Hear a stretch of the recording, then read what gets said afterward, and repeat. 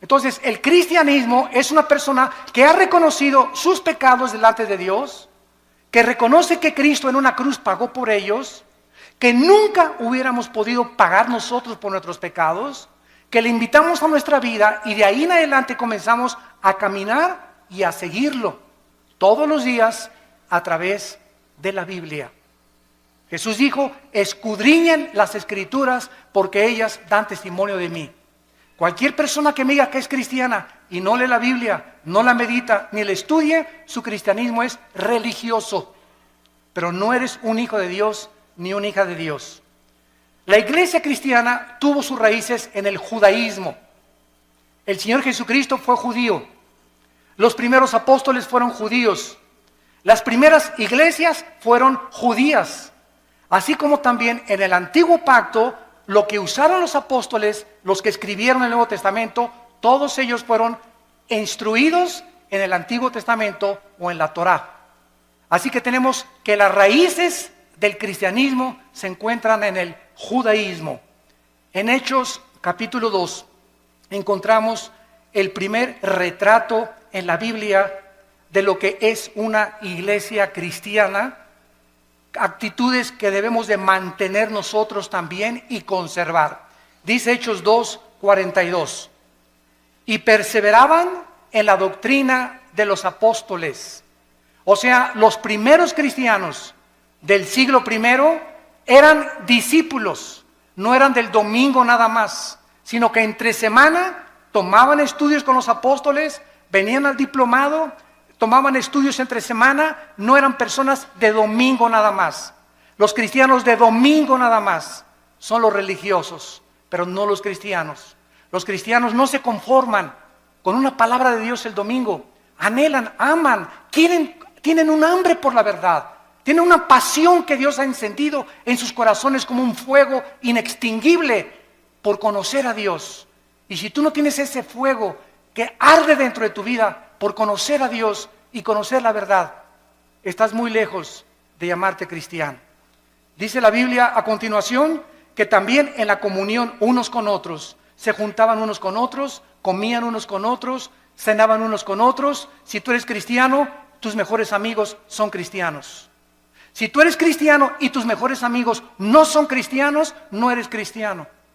No significa que no les vas a hablar, pero el cristiano comienza a buscar amistades cristianas que te ayuden a crecer, te identificas con ellos, porque qué comunión hay entre la luz y las tinieblas. Entonces es imposible, ¿verdad?, que una persona que no camine con Cristo pueda identificarse con una persona que camina con Cristo, porque son intereses totalmente diferentes. Dice la Biblia, en el partimiento del pan, o sea, en la Santa Cena y en las oraciones. Estas características eran importantes porque después de que se formó la iglesia, vino la persecución.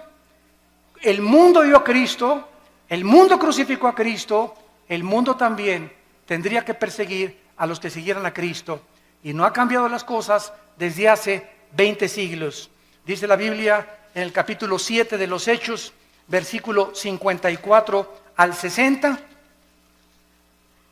Oyendo estas cosas, se enfurecían en sus corazones y crujían los dientes contra él.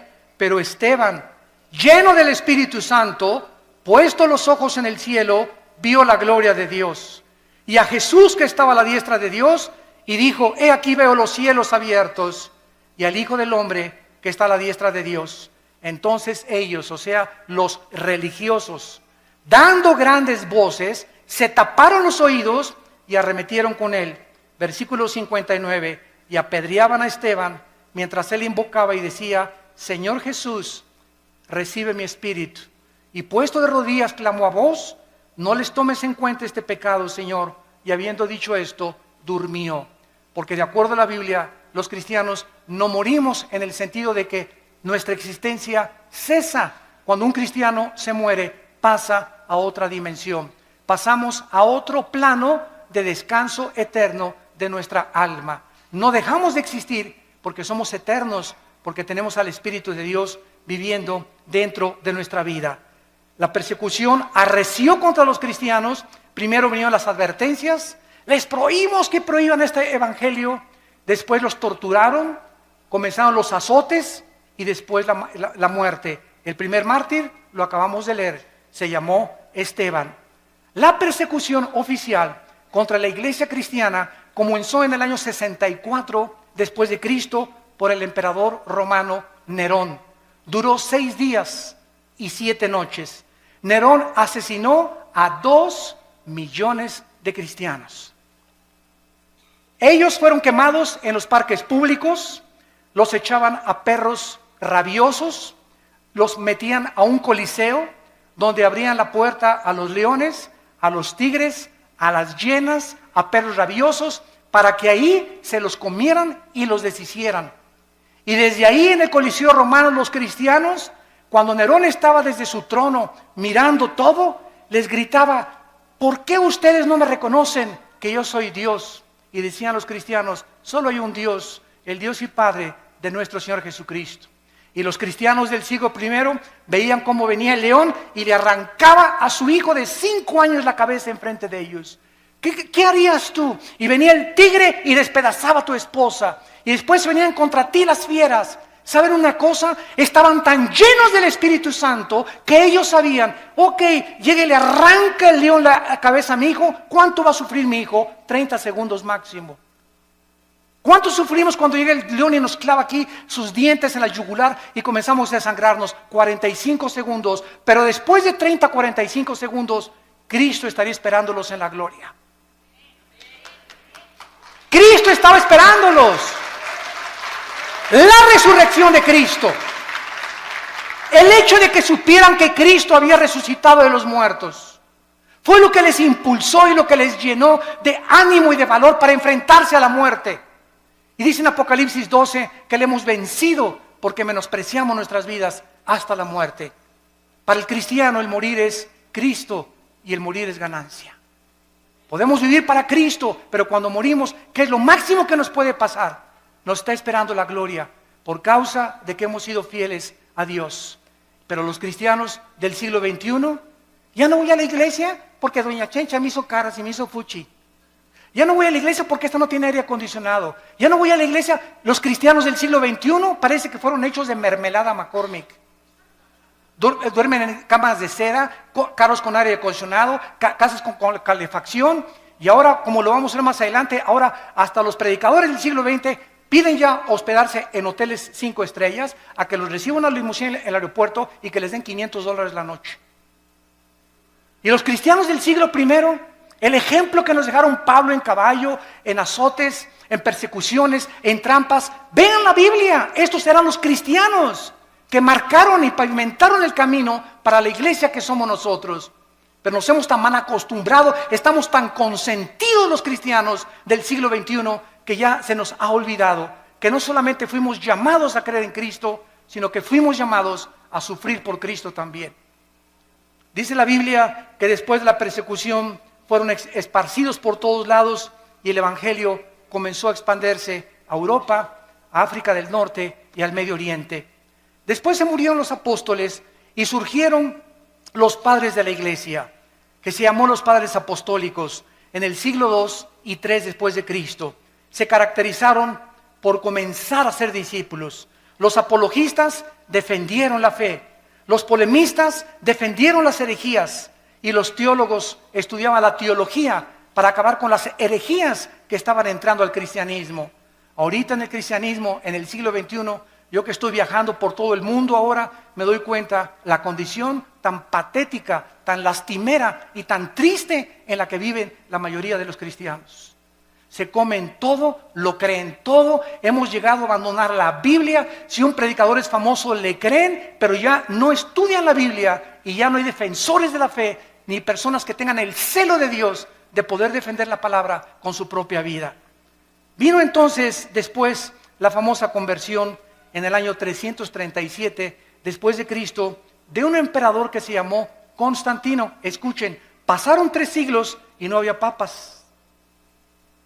Pasaron 350 años sin tal cosa como que Pedro fue el primer papa. Si Pedro fue el primer papa, por favor, Virgen de los Remedios, ¿quién fue el segundo papa?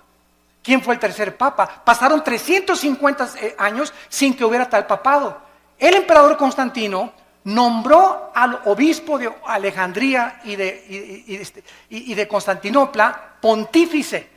La palabra pontífex en el latín significa constructor de puentes, porque el pontífice comenzó a enseñar que él era el puente entre Dios y los hombres, no Jesucristo, sino ese hombre a quien el emperador romano lo nombró. Y después lo nombró vicario de Cristo, vicarius Dei Filii en latín, que significa representante de Cristo en la tierra. Bueno, el emperador romano, Constantino, iba el 27 de octubre del año 330 más o menos a Milvain en una batalla, y en el cielo vio una cruz. Él dice que vio una cruz que le dijo, signos vincitoris, crucifix, bajo este signo vencerás.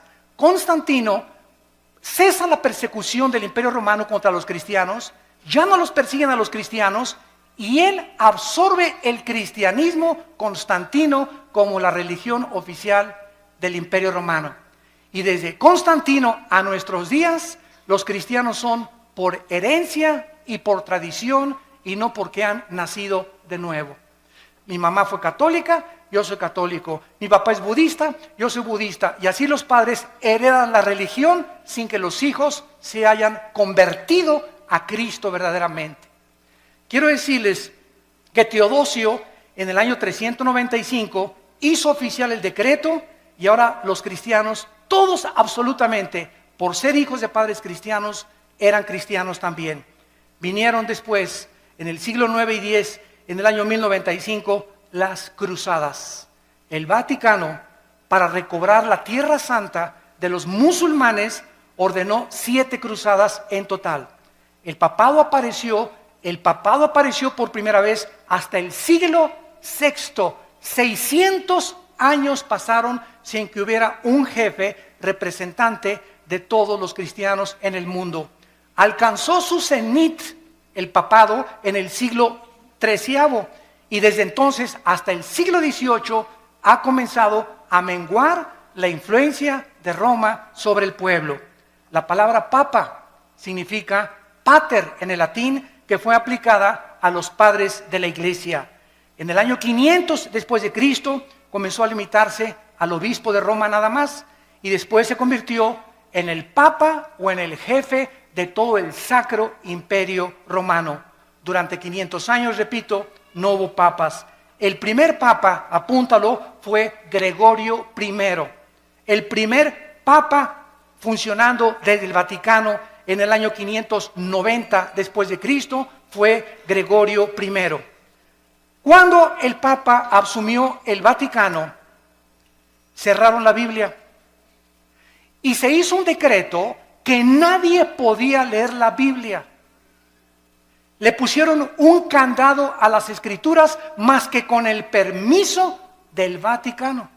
Muy bien, cerraron la Biblia y entonces los hombres comenzaron a introducir al cristianismo más de 30 herejías. Permítanme leerles algunas de ellas. En el año 375 después de Cristo comienzan a decir el obispo que a los santos son intercesores de nosotros. En el año 450 se establece el celibato sacerdotal, que un hombre para servir a Dios no necesita estar casado, necesita estar soltero para servir a Dios. De ahí viene el grande problema de la pederastia, que últimamente han culpado a millones de personas y de obispos y cardenales que han protegido a muchos curas que violan a los niños menores de edad. ¿Por qué? Porque los pobres sacerdotes, ¿verdad?, les prohíben casarse, y ahorita se calcula que el 80% de los sacerdotes en el mundo tienen una esposa. A escondidas, de luego, debajo de la cama la tienen ahí guardada. Y la mayoría de ellos tienen hijos también, porque el Vaticano no ha querido entender que la Biblia, en 1 Timoteo capítulo 3, la Biblia ordena que los hombres de Dios es mejor que estén casados. Entonces ese fue un invento que se lo sacaron de la manga, el celibato sacerdotal. En el año 666 viene la extrema unción, que si una persona está agonizando y se va a morir, y llega un sacerdote y le ponen el santos óleos, la persona ya no tiene por qué irse al purgatorio, porque se le da la extrema unción. Si una persona se fue en pecador, borracho, parrandero y jugador, pero antes de morir le echan aceite, el sacerdote se salva del infierno. En el año 850 establecieron el agua bendita, que cualquiera que metiera la mano a la pilita y se hiciera el signo de la cruz, ya lo protegían los ángeles. En el año 1190 se comienza a vender la salvación, que el que diera más dinero al Vaticano se le daban 15,000 años de indulgencias en el purgatorio. En el año 1215 después de Cristo, se introduce la transubstanciación, que el sacerdote tiene el poder mágico de tomar una hostia y convertir la hostia en el cuerpo y la sangre de Jesucristo, y que cuando la persona toma la hostia está recibiendo a Jesucristo. Se lo recibe el domingo, se le sale de lunes a sábado y se le vuelve a meter el domingo. Digo, es que si seguimos una línea de lógica elemental, es absurdo, pero ¿cómo es que millones de personas lo han creído? ¿Cómo es posible esto? Es que Cristo estableció la Santa Cena, claro, pero Él no dijo que al recibirlo, lo recibíamos a Él. Él dijo, esto representa mi cuerpo que es partido, hacelo en memoria de mí. Nunca dijo que teníamos que recibirlo a través de eso. Bueno, esta transubstanciación va en contra de todo el libro en el Nuevo Testamento de los Hebreos, donde la Biblia dice que los sacrificios y todas las cosas fueron suspendidas y que en una sola ofrenda Cristo, al morir en la cruz, Él ha pagado por todos nuestros pecados. Después la iglesia introduce la misa con la transubstanciación. ¿Saben ustedes lo que es la misa? Yo le he preguntado con mucho respeto, se los digo, y vuelvo a repetir, estoy hablando la pura historia. La misa, el 95% de los católicos no sabe qué es la misa. Todos dicen que es la Eucaristía o que es la hostia. De acuerdo al Segundo Concilio de Trento, apúntalo. El Segundo Concilio de Trento estableció la misa es la repetición del sacrificio de Cristo por los vivos y por los muertos.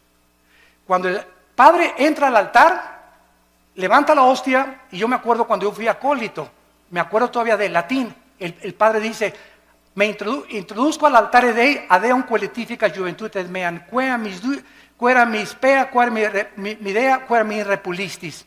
Me introduzco al altar de Dios a ofrecer el sacrificio por los vivos y los muertos. En otras palabras, lo que Cristo hizo en la cruz, se lo brincan. Y están matando a Cristo, volviendo a repetir el sacrificio de Cristo por los vivos y por los muertos. Esto es lo que es la misa. Por eso a los cristianos se nos prohíbe en Efesios 5, en 2 Corintios capítulo 6, que no hay comunión entre la luz y las tinieblas. No podemos los cristianos participar de un rito donde están ofendiendo lo que hizo Cristo en la cruz del Calvario. En el año 1303 se declara la peor de las herejías, que fuera de Roma no hay salvación. Que es la iglesia la que salva, no Cristo. La iglesia romana es la única que puede salvar. 1546 se agregan a la Biblia los libros apócrifos, que son más de 11 libros que no fueron aceptados como el canon de los padres apostólicos. En 1860 se declara la infalibilidad papal. ¿Qué significa? Que el Papa no puede cometer errores al hablar ni al dar una encíclica. Lo que el Papa dice es Dios hablando. En 1860 se decretó que la misa, fíjense ustedes, que el Papa es infalible, que no puede equivocarse.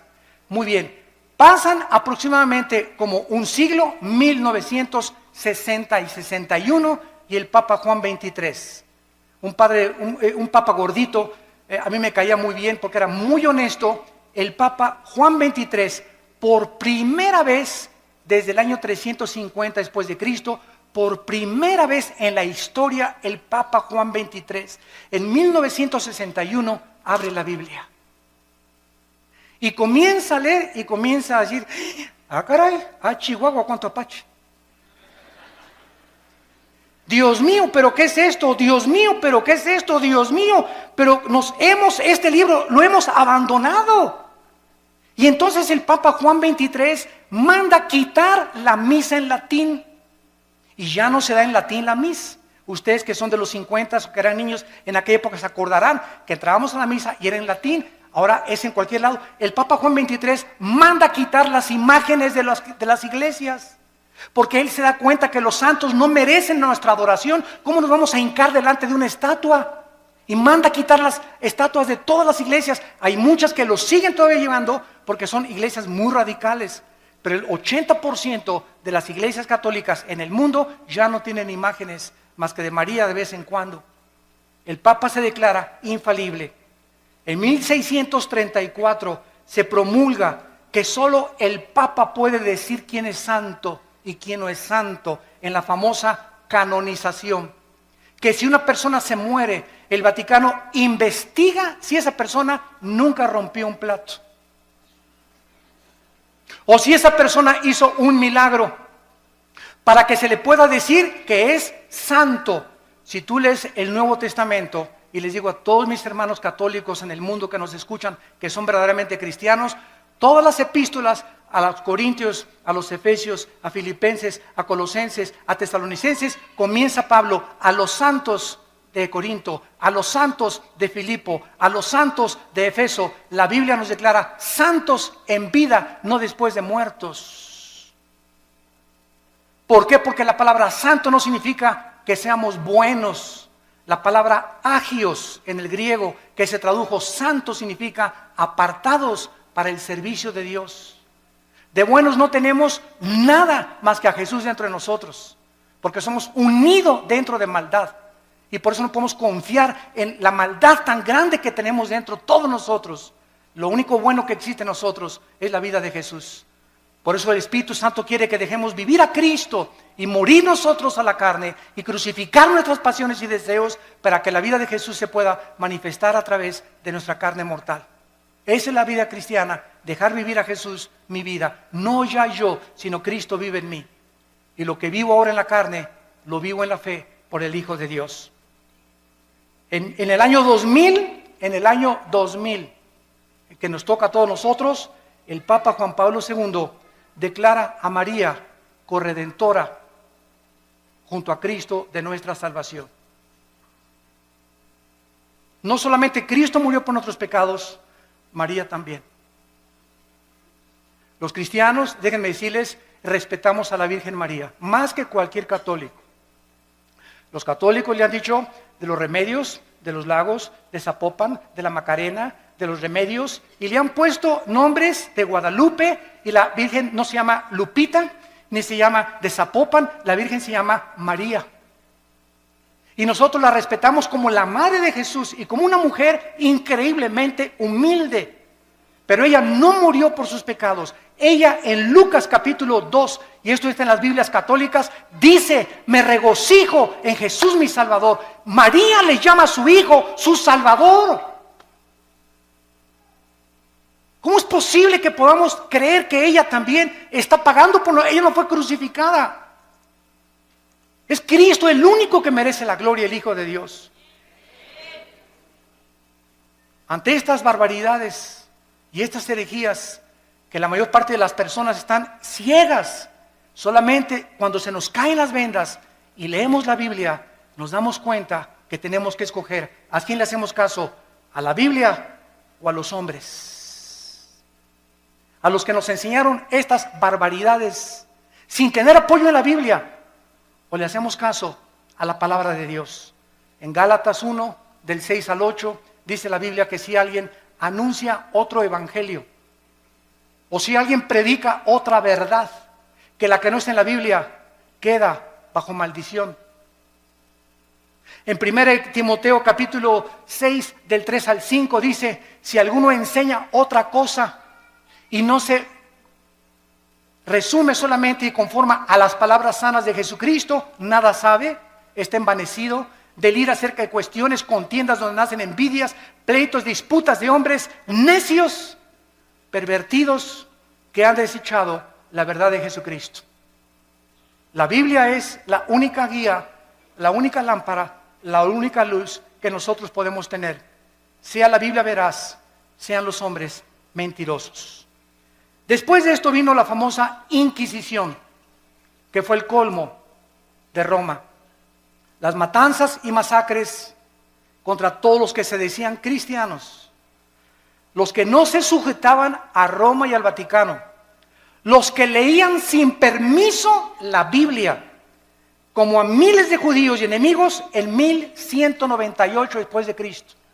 En el año 1198 después de Cristo, el Papa Inocencio III, apúntalo, Inocencio III ordena asesinar y exterminar a todos los que no le obedecían a él y no a la Biblia. Se confiscaban los bienes de las personas, los bienes materiales de las víctimas, los cuales pasaron a ser propiedad del Vaticano. Francia, España, Italia y Alemania y los Países Bajos sufrieron los errores en el nombre de Dios. Se comenzó a matar a la gente en el nombre de Dios. La religión, no el cristianismo. Por eso comenzamos poniendo las bases. El hecho que lo hayan hecho en el nombre de Dios no era el Dios de la Biblia, era el Dios que ellos han inventado. Solo en los años 1540 a 1570, el Vaticano asesinó a más de 1 millón de personas, más de 1 millón de personas en el nombre de Cristo. El Vaticano usó la Inquisición para mantener su poder. Y en el siglo XVIII, el Vaticano era el estado más millonario y rico de toda Europa. Ningún rey en Europa podía hacer nada, ni casarse con ninguna persona sin permiso de Roma. Se convirtieron en dictadores totales de Roma. En este tiempo se levantaron 4 hombres de Dios. Petrarca, en el siglo XII y en el siglo III, caudillo del Renacimiento italiano. Petrarca se paró enfrente del Vaticano y les gritó: cueva de ladrones, cueva del infierno. Lo crucificaron. Juan Wycliffe, profesor de la Universidad de Oxford, Inglaterra, predicó contra la tiranía espiritual del clero, se opuso a los papas, a los cardenales, a los monjes y defendió el derecho de que el pueblo podía leer la Biblia. Lo asesinaron. Juan Hus, rector de la Universidad de Praga, discípulo de Wycliffe, predicador intrépido, ataca los vicios del clero y el estado corrompido del Vaticano, condenó la venta de la salvación, de las indulgencias, rechazó la enseñanza del purgatorio que no está en la Biblia, fue quemado vivo, y los que seguían a Hus los condenaron a muerte en la hoguera por órdenes del Vaticano. Giacomo Savonarola, originario de Florencia, Italia, denunciaba como un profeta hebreo el sensualismo, los vicios y los pecados del Vaticano, porque a los 12 años de edad comenzaron a nombrar papas.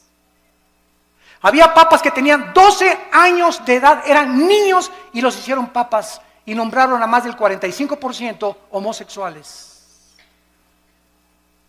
Jefes de la iglesia y representantes de Dios en el mundo. Giacomo Savonarola quiso acercarse al Papa Alejandro VI, apúntalo, el Papa Alejandro VI le dice a Giacomo Savonarola: te ofrezco hacerte cardenal si te callas la boca.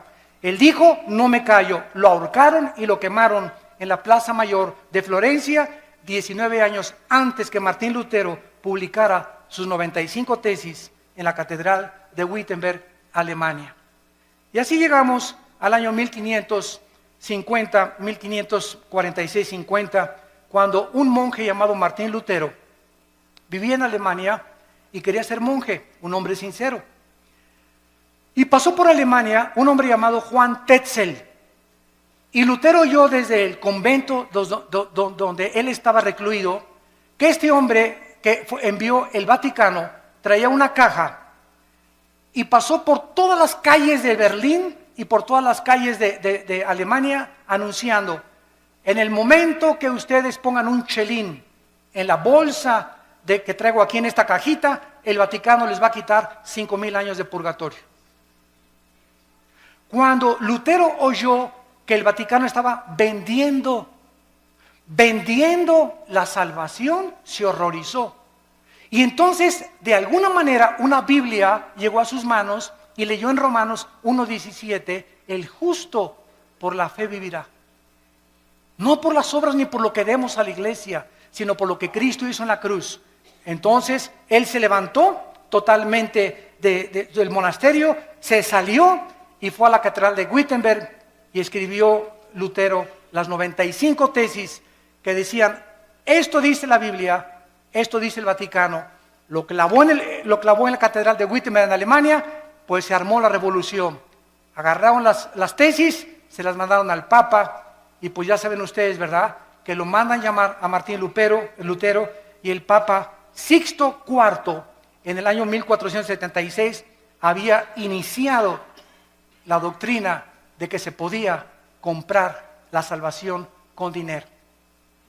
¿Se parece a la iglesia del siglo XXI? Al ratito llegamos para allá. La venta de estas indulgencias era un permiso para pecar. O sea, tú puedes ser adúltero, tú puedes fornicar antes de casarte, pero si das dinero, se te perdonan los pecados. En 1517, Juan Tetzel comenzó a perdonar a todo mundo, y en el 31 de octubre de 1517, Martín Lutero clava las 95 tesis en Alemania. El Papa León X. El Papa León X excomulga a Lutero porque Roma podía mandar al infierno a los que ellos querían. Se llama la excomunión. Y le dijo a Lutero, te damos un mes, Lutero, para que te retractes de lo que acabas de decir. Lutero quemó públicamente la bula papal del Papa, y entonces Carlos V, emperador del Sacro Imperio Romano, Alemania, Austria, España y Países Bajos, invitaron a Lutero para que se presentara y se negara de lo que él había dicho.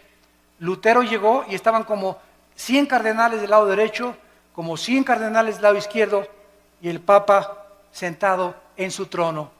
Y le dijo el Papa enfrente de todos el juicio que le hicieron, Martín Lutero, niegas lo que tú escribiste. Y Lutero llegó con la Biblia. Y Lutero dijo, aquí están las Sagradas Escrituras. Si cualquiera de ustedes que están aquí me demuestran con la Biblia que yo estoy equivocado, me arrepiento y niego lo que yo escribí. Nadie se pudo levantar para debatir a Lutero, porque nadie había leído la Biblia en 500 años. Todo era lo que los hombres habían inventado. Lo declararon muerto a Lutero, lo sentenciaron a muerte el Vaticano, y entonces los amigos o los príncipes alemanes le escondieron y le protegieron. En 1529 el Vaticano prohíbe las enseñanzas luteranas y les llama a los que seguían a Lutero protestantes. Por primera vez, por protestar contra lo que el Vaticano enseñaba. En el año 1559 había más de 400,000 protestantes y les cambiaron el nombre a hugonotes. El Papa Paulo III ordena el exterminio y funda un grupo llamado los jesuitas. Los jesuitas, dirigidos por un hombre soldado llamado capitán del ejército Ignacio de Loyola, para que él tuviera la autoridad del Vaticano con el ejército de los jesuitas de matar a todos los que leyeran la Biblia. Ir de casa en casa, y el que tuviera una Biblia, los jesuitas lo asesinaban y le quitaban la vida. Catalina de Médicis, madre del rey, ordenó matar el 24 de agosto de 1572 a más de 700,000 cristianos en un solo día. En memoria de la matanza, mandó el Vaticano acuñar una moneda que se llamó la moneda de Médicis, para celebrar que habían matado a 700,000 cristianos. Bueno, en 1607 viene toda la persecución en Europa. ¿Y qué hacen los cristianos en Europa? Se van a Inglaterra, huyendo del Vaticano, y agarran barcos, y entonces los cristianos comienzan a navegar y llegan a Estados Unidos. En el año 1607 llegaron los puritanos al estado de Virginia. En 1639 llegaron los bautistas al estado de Virginia, en Rhode Island, bajo el liderazgo de Roger Williams. En 1681 llegaron los cuáqueros al estado de Pensilvania. Y todos estos grupos que llegaron a Estados Unidos llegaron a América con la Biblia. Todos venían con la Biblia. ¿Se acuerdan la televisión, la serie que había que se llamaba Los Pioneros? Estados Unidos es la primera nación en el mundo, en la historia, la primera nación fundada en este libro. La Constitución la hicieron basada en la Biblia, a las monedas les pusieron In God We Trust, en Dios confiamos, y todo comenzó a crecer con la palabra de Dios. Después vinieron las misiones, y tenemos las vidas como David Livingstone, Hudson Taylor, que se fueron a la China, evangelizaron a los chinos, a Guillermo Carey a la India, Morrison, Moffat, todos estos hombres que dejaron el confort de sus vidas y se fueron a predicar el evangelio al mundo entero. Y entonces llegamos al siglo XIX, o el siglo, finales del siglo XIX, principio del siglo XX, cuando comienza la apostasía de las iglesias protestantes o cristianas, como les llamamos ahora, evangélicas. A mediados del siglo XIX, escúcheme con cuidado, todas las principales universidades norteamericanas, escuchen, Harvard, Princeton y Yale, fueron fundadas por pastores. Las más grandes universidades del mundo ahorita, Princeton, Yale y Harvard, fueron fundadas por pastores con principios de la Biblia. Pero ¿qué sucedió? Que comenzaron a mandar a los estudiantes a Europa.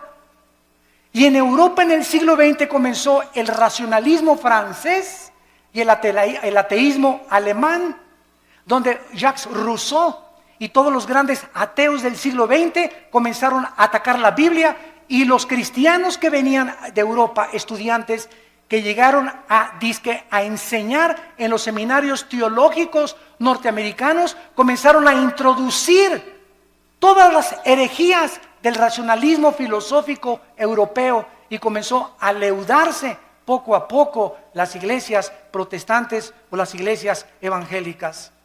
Quiero nombrarles a ustedes las 8 verdades fundamentales del cristianismo, los 8 pilares sobre los cuales debe estar edificada una iglesia o una persona que es cristiana. Número 1, la inspiración de la Biblia como la única regla de fe y conducta. Solo la Biblia es nuestra regla de fe y conducta, no la Biblia más los sacramentos, la Biblia más la perla de gran precio, como los mormones, la Biblia más doctrinas y convenios de los mormones, la Biblia más las enseñanzas de la atalaya, como los testigos de Jehová. Todas las sectas se caracterizan por la Biblia más otra cosa. El cristiano es solo la Escritura, solo la Biblia, solo la fe. En segundo lugar, el nacimiento virginal de Cristo. Cristo nació virginalmente mediante una virgen llamada María. Número 3, la deidad de Cristo. Cristo tenía 2 naturalezas, la naturaleza humana, que fue la que murió en la cruz, y tenía la naturaleza divina. Jesús dijo, el que me ha visto a mí, ha visto al Padre. Número 4, la doctrina de la Trinidad. El Padre, el Hijo y el Espíritu Santo son la misma esencia, manifestado en 3 diferentes personas. Número 5, la resurrección de Jesucristo corporal. Los testigos de Jehová enseñan que resucitó en gases. Nosotros decimos, la Biblia dice que resucitó físicamente. Número 6, la salvación por gracia, sin las obras de la ley. Ahora hay una doctrina en el cristianismo que se llama que se puede perder la salvación. Cuando una persona me dice, ahora que estuvimos mi hermano y yo en un país de Sudamérica, teníamos ahí como 500 pastores y todos me preguntaron, hermano Alducin, ¿se pierde la salvación? Y yo les dije lo siguiente, es tan fácil como esto. Roma dice, la salvación más los sacramentos igual a la salvación. O sea, es por gracia, pero también las obras te dan la salvación. Esa doctrina entró a nuestras iglesias. Y ahora los que dicen que se pierde la salvación, dicen esto, no, yo acepto que Cristo me salvó por gracia, pero me tengo que portar bien y ya no tengo que pecar para poder entrar al cielo. O sea, están agregándole méritos a la obra de Cristo. Hay 5 pasajes en el Nuevo Testamento que implican o que parecen enseñar que se pierde la salvación. Como Apocalipsis 3:5, el que no venciere será borrado del libro de la vida. A ver, hermano, aquí dice que será borrado el libro de la vida. Le digo, mira, léelo con cuidado, por eso tenemos que estudiar la Biblia. ¿Quiénes va a borrar del libro de la vida? Los que no son vencedores. Ah, pues sí, ¿verdad? ¿Y quiénes son los vencedores? 1 Juan 5, 4 y 5, los que somos hijos de Dios. Entonces, claro que los somos hijos de Dios, nunca van a ser borrados del libro de la vida. Ah, pues chino, chavieso. Y así comenzamos a ver que cada pasaje que usan para disque enseñar que se pierde la salvación, lo sacan fuera del contexto y hacen un pretexto de la palabra de Dios. Número 7, la redención es por la sangre de Cristo, no por la misa ni por ninguna otra cosa. Y número 8, necesitamos nacer de nuevo. El ser humano necesita ser regenerado para entrar al reino de Dios. Muy bien, y terminamos con lo que es la apostasía de la iglesia en el siglo XXI. Abróchense el cinturón. Ahora voy a hablar lo que está pasando en las iglesias cristianas. Y que necesitamos nosotros, los predicadores, pasarle la estafeta a nuestros jóvenes, a la segunda generación, y volver a enseñarles a que regresemos a la Biblia otra vez, porque los cristianos del siglo XXI estamos abandonando la Biblia. Y si estamos criticando a Roma que vende la salvación, yo conozco iglesias cristianas que venden la salvación. Ya no tenemos por qué jactarnos ni presumir que somos mejor que el Vaticano. Por eso les dije, les voy a hablar la verdad. Yo conozco iglesias que venden la salvación y predicadores en la televisión que te venden la salvación. Si tú les mandas $50. En 1960-70 comenzó un cura católico en Centroamérica llamado Camilo Torres. Yo admiro a este hombre. Él era sacerdote católico. Él no conocía la Biblia, pero él estaba harto de la pobreza y que él no podía cambiar con lo que...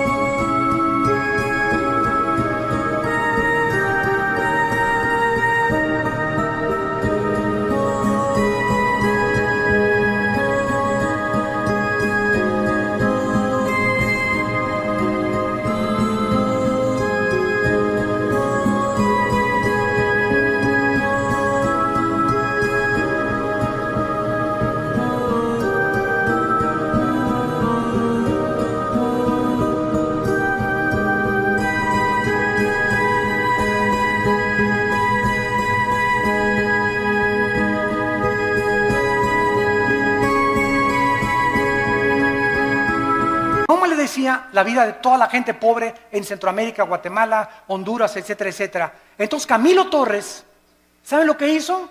Agarró un AK-47 y formaron grupos armados para poder comenzar a usar el comunismo y a través de la liberación de los estados opresores dictatoriales, quitar la pobreza a la gente. Esto se llamó la teología de la liberación, que fue una mezcla de cristianismo con el comunismo. Y él era un hombre sincero, Camilo Torres. Después encontramos que pasó el tiempo y el cristianismo se comenzó a mezclar con el misticismo de los hindúes y de las filosofías orientales. Comenzamos a darles en los 70s y en los 80s del siglo pasado, a darle más experiencia y más validez a las experiencias místicas. Y se comenzó a propagar la mentira. No vamos a hablar de doctrinas. Las doctrinas nos dividen. Si leemos las cartas de Timoteo, le dice Pablo a Timoteo, predica la doctrina. Y comenzaron a decir, no hablemos de doctrinas, vamos a hablar mejor del amor, porque las doctrinas nos dividen. El pueblo de Dios comenzó a enseñar que si tú no hablas en lenguas, no tienes a Cristo. Que si no hablas en lenguas, no tienes el bautismo del Espíritu Santo. Esto es una herejía. Porque el don de lenguas, gracias a Dios por él, y no estamos en contra de este don. Gracias a Dios los que ustedes tienen ese don, Pero enseñar que si no lo tienes, no tienes al Espíritu Santo, es una herejía. Porque toda la historia de la iglesia, los más grandes hombres de Dios del siglo pasado y del siglo XXI, ninguno nunca ha hablado en lenguas. Entonces no eran cristianos de acuerdo a esta enseñanza. Se comenzó a propagar la risa santa. Y comenzó a decir que era de Dios. Risa santa le llamaron. Y se comenzaban a tirar al suelo, muertos de la risa. Y comenzaron a filmarlos todos los enemigos del evangelio. Y comenzaron ya en el suelo a ladrar como perros. Comenzaron a ladrar como animales. Después vino el vómito santo. Es santo. En la iglesia, enfrente de todos, que porque lo que salía era el bautismo del Señor. Después comenzaron a mandar por la televisión trapos ungidos. Quiero decirle que si me mandan $100, este trapito se ungió con aceite de Israel. A mí qué me importa que haya sido con aceite de Metepec. El aceite del Antiguo Testamento no era el santo, representaba la unción. No había nada del aceite que fuera santo, era el símbolo que él representaba nada más. Y ahora la gente, porque este es aceite de Jerusalén, ya tiene más validez que el aceite olivo o que el aceite que hacen en cualquier otro lado. Y comenzaron a ungir trapos, pero el predicador era famoso. Y como yo soy famoso, te mando el trapito, mándame $50 y lo pones bajo tu almohada y te quita el dolor de cabeza. O te va a proteger de los demonios. O si me mandas $100, alejaré las maldiciones de tu casa. O si haces un pacto conmigo, tu hijo se va a aliviar y tu esposo va a regresar que te abandonó. Todas estas son herejías, son blasfemias de la palabra de Dios, que tenemos que combatirlas, aunque nos cueste, como lo hemos dicho antes, nuestras propias vidas, nuestros propios intereses. Yo se los digo, a mí me han prohibido tantas cosas y tantas iglesias y tantos países la entrada. Hermano, yo tengo ya mi foto en casi todos los países, como persona no grata a las iglesias carismáticas. Porque tienen miedo de que hablemos la verdad, por las barbaridades en las que se han metido. También se ha comenzado a enseñar, aparte de las lenguas, la risa santa, el vómito santo, contorsiones, y comenzaron las apariciones hace 10 años, que estaba cayendo del cielo oro y piedras preciosas. Polvito santo del cielo, está cayendo oro. Hermano, míreme las manos, es diamantina, menso. Alguien se juntó cuánto el ventilador y puso diamantina, burro. Me está cayendo oro del cielo. ¿Quién puede imaginarse que Dios le va a interesar mandarnos oro del cielo? Dice Proverbios, busque la sabiduría más que las piedras preciosas. Increíble. Dios me parchó la muela y tengo ya un tapón de oro, hermano. A Dios te pone una muela nueva, menso. No te pone un parche ni te la tapa. Dios hace las cosas nuevas totalmente. Todas estas cosas han entrado a la iglesia y el pueblo las ha aceptado por no conocer la palabra de Dios. Y luego también en las reuniones. Y voy a iglesias y yo les digo a mis pastores, denle un zape en la cabeza atrás de esa persona. Es que estoy bajo la influencia del Espíritu Santo. Espérame tantito, de 1 Corintios 14. El espíritu del profeta está sujeto al profeta. Entonces, no hay tal cosa como que alguien pierde el control y comienza como alambre eléctrico así en la cabeza, ¿verdad? Que lo lleven al manicure. Que venga el psiquiátrico por él. Pero esa persona no tiene el Espíritu Santo y está solamente haciéndose ese panchote que está haciendo la iglesia para que la iglesia vea que el hermano tiene el Espíritu Santo. ¿Qué le interesa al Espíritu Santo que das como alambre eléctrico?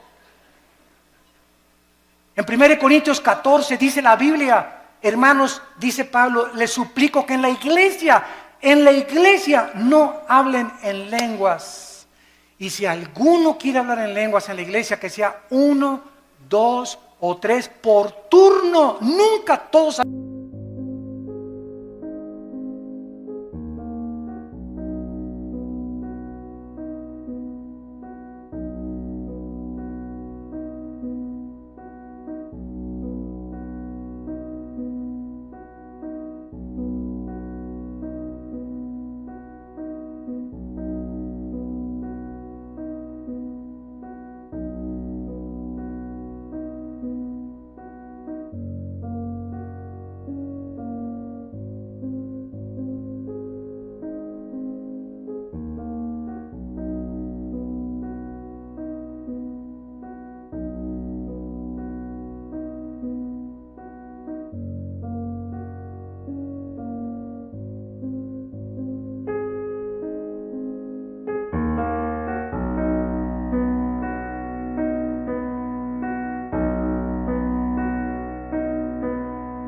mismo tiempo y además que uno interprete. Y si no hay intérprete, cállate y habla en chino mejor. Pero llegaban a las iglesias y todos, pero todos estaban llenos del Espíritu Santo. Hermanos, un cántico nuevo. Y comenzaron todos. ¿Cuál cántico nuevo? Ni que 8 cuartos. ¿Cuál cántico nuevo? El cántico nuevo en los salmos es algo que sale de Dios, inspirado con nuestra mente de por medio. Nunca caemos en el misticismo oriental, que pierdo el contacto con la realidad y me tomo un espíritu y me comienzo a hacer así, o comienzo a dar cosas que eso no son cosas de la palabra de Dios. Todo este misticismo entró a la iglesia y hemos llegado a la brujería. He visto programas de televisión donde un pastor agarra un bote de agua y dice que lo convierte en la sangre de Cristo. Y voltea el bote de agua, ¿verdad? Y se voltea por atrás y le echa de esa cosa, ¿cómo se llama? El polvo con el que hace ¿cómo? Kool-Aid. ¿Lo pueden creer? Otra señora en la televisión hace poco pasó y dijo, fórmense aquí los de $1,000 y aquí los de $500. Y agarró un billete y lo pegó aquí en el oído. El dinero habla. Ahora aquí los de $1,000 y aquí los de 500. Y se ve en el video, lo pueden ustedes ver, se ve en el video. Pasa una señora con unas alhajitas y esta predicadora es mujer. Agarra las alhajitas y le dice, no, esto no vale $100, vete. Cuando la Biblia dice, cada quien dé como propuso en su corazón, ¿cómo puede alguien atreverse a decir que es predicadora o que es profeta cuando ella tiene que decirles, si te das de 1,000 o te das de 500, que no sea menos de 500 ni menos de 1,000? Los de 1,000 aquí y los de 500 acá. Los de 1,000, denme su libro porque van a ser mis discípulos preferidos. A eso está llegando la iglesia cristiana y todos están como mensos, creyéndose todo, comiéndose todo, y ya no hay discernimiento absolutamente de la palabra de Dios. Y ahora viene también la teología de la prosperidad. Virgen de la Macarena. Se enseña que Dios quiere que todos seamos ricos, que si tú mandas una ofrenda te vas a hacer rico o te vas a tener la prosperidad económica. Y claro que Dios quiere prosperarnos. Y claro que Dios quiere bendecirnos. Segunda de Juan. Yo quiero que prospere tu vida y tu vida espiritual y tu vida social y tu vida económica, pero nunca se predica el precio que hay que pagar para esta bendición de Dios, y es la santidad. No es mandar para que Dios me dé, comenzamos a vender y comenzamos a hacer negocio con Dios. Es como los famosos pactos, ¿verdad? Los pactos ya se acabaron. A Dios le haces promesas, los pactos los inicia Dios. Ya no hay ninguna cosa que un hombre haga pactos con Dios. Hacemos los pactos nosotros, ya estamos bajo el pacto de sangre y ese pacto es incondicional. Ya no hay ningún otro pacto que hacer más que obedecer las sagradas escrituras. Cobrar por predicar. Me hablan el otro día de un país de Sudamérica. Hermano Alducin, lo invitamos a una cruzada aquí. Sí, con mucho gusto voy a orar. ¿Cuántos van a ser sus honorarios? ¿Cuánto van a ser sus honorarios? Me preguntan muchos pastores que nos están oyendo por televisión también. ¿Cómo que cuántos son mis honorarios? Pues sí, hermano, es que los predicadores que hemos invitado nos cobran $500 la noche con traje oscuro, con traje azul. Si quieren que llore, $50 más. Da risa, ¿verdad? Pero es la verdad. Que los recojamos en limusín, de desayuno, queso, cottage con uvas nada más, con agua de una tal marca, que los transportemos en helicóptero, y el que trae avión, que le paguemos $10,000 para la gasolina del avión. O sea, el hermano viene nomás 3 días y le pagan la gasolina de un mes. Y les digo a los hermanos pastores, esos son mercenarios del Evangelio. Mercenarios del Evangelio, blasfemos del Evangelio.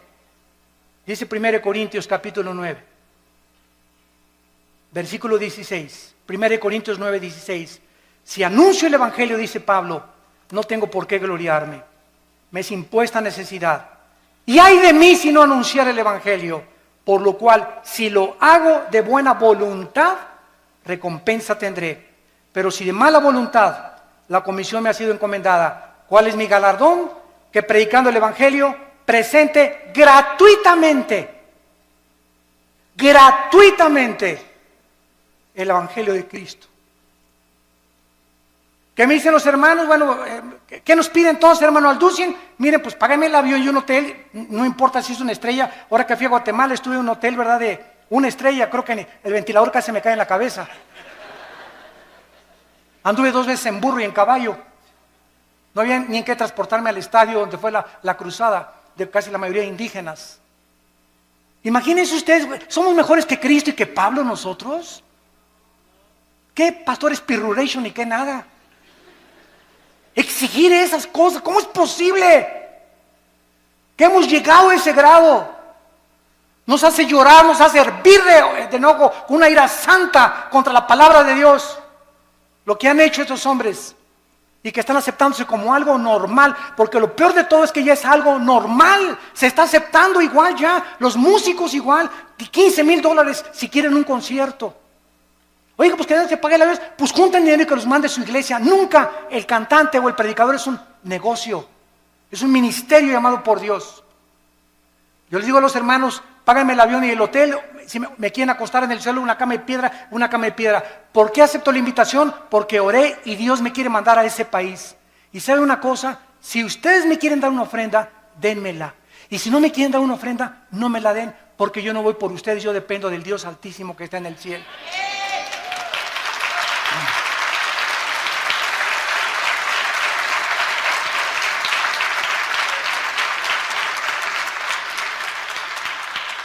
Recuerdo una vez regresando de una iglesia del centro de la República Mexicana, hace muchos años, venía con mi hijo Alan que estaba chiquito, tuve 8 días predicando en una cruzada, en una ciudad, me reservo el nombre, y también los hermanos no me dieron ni para la gasolina, tenía una combi vieja en aquel tiempo. Cuando pasábamos, Alan y yo tuvimos que empeñar nuestros zapatos que traíamos y el reloj que traía para pagar la caseta y regresar a casa. No me dieron ni para la gasolina y los bendije y no guardé rencor contra ellos. A los 3 días me llegó un cheque por el triple de lo que me hubieran querido dar. Nuestra provisión. ¿De dónde viene nuestro socorro? ¿De dónde? Acuérdate de eso. Acuérdense de eso, predicadores que me están escuchando. Nuestro socorro viene de arriba, no de los hombres, ni el aplauso de los hombres también. Y finalmente hemos llegado ya al final del siglo XXI, donde ahora la última herejía se llama el ecumenismo. Predicadores cristianos están permitiendo que ministros católicos, budistas o de otras religiones ocupen los púlpitos cristianos. Estamos uniéndonos, dizque para que todos seamos uno, espérame tantito, podemos ser unos mediante la verdad. No, el amor sin la verdad no es amor, es pasión. Y es solamente algo que brota de la carne. Es que mis hermanos católicos, mis hermanos mormones, espérame tantito, dice la Biblia que hermanos somos los que tenemos a Cristo. No le llames hermanos a cualquiera, todos somos criaturas de Dios, pero a los que le recibimos nos dio la potestad de ser hechos hijos de Dios. Así que, discúlpame, pero no eres mi hermano. Eres mi hermano si tienes a Cristo en tu vida. Y esto es lo que nos muestra la palabra de Dios. Yo soy el camino, dijo Jesucristo, yo soy la verdad y yo soy la vida. No hay ningún otro nombre dado bajo el cielo a los hombres en que podamos ser salvos. Hermanos en Cristo y los que nos ven por la televisión, es hora de regresar a la Biblia. Es hora de volver a desenterrar estas verdades escondidas que están siendo pisoteadas y aceptadas por el mundo entero. Aunque seamos desechados y rechazados, porque los hombres de Dios al final quedan solos en su vida. ¿Somos más grandes que Cristo? Abandonado por todos los discípulos. ¿Somos más grandes que Pablo? En una prisión en Roma, Pablo me abandonó, Alejandro, el calderero, el único que tenía era Timoteo. ¿Dónde están todos los que sané, dijo Cristo en la cruz? ¿Dónde están todos los demonios que le saqué a las personas? ¿Dónde están todas las personas que multipliqué el pan y les alimenté? Cristo murió solo en la cruz. ¿Somos mejores que Él? ¿Y por qué buscamos entonces la grandeza, el reconocimiento y el aplauso de los hombres o una posición de autoridad en la iglesia? No busques grandezas, dice el profeta Jeremías. Busca a Jesucristo con todo tu corazón, con todas tus fuerzas y con toda tu alma, porque es el más grande mandamiento de todos. Oremos. Padre, te damos gracias por estas verdades de tu santa palabra. Levanta una generación nueva, Señor. Hombres inflamados y con la pasión del Espíritu Santo. Que contendamos ardientemente por la fe que nos ha sido dada una vez, nada más. Pero ustedes, amados, tengan memoria de las palabras que antes fueron dichas por los apóstoles de nuestro Señor Jesucristo. Que en los últimos tiempos vendrían burladores, andando según sus malvados deseos. Padres abandonando a sus hijos, madres abandonando a sus hijos, jóvenes dándole rienda suelta a sus pasiones sexuales, divorcios, pederastia y depravación moral. Estos son los que causan divisiones, los sensuales que no tienen al Espíritu. Pero ustedes, amados, edifíquense sobre vuestra santísima fe, orando en el Espíritu Santo. Consérvense en el amor de Dios. Esperemos la misericordia de nuestro Señor Jesucristo para vida eterna. Algunos que dudan, convéncenlos. A otros, sálvenlos arrebatándolos del fuego. Y de otros, tengan misericordia, porque aún su ropa está contaminada por tanto pecado. Y aquel que es poderoso para guardarlos sin caída y presentarlos sin mancha delante de su gloria con gran alegría, al único y sabio Dios, nuestro Salvador, sea gloria y majestad, imperio y potencia, ahora y por todos los siglos. Amén.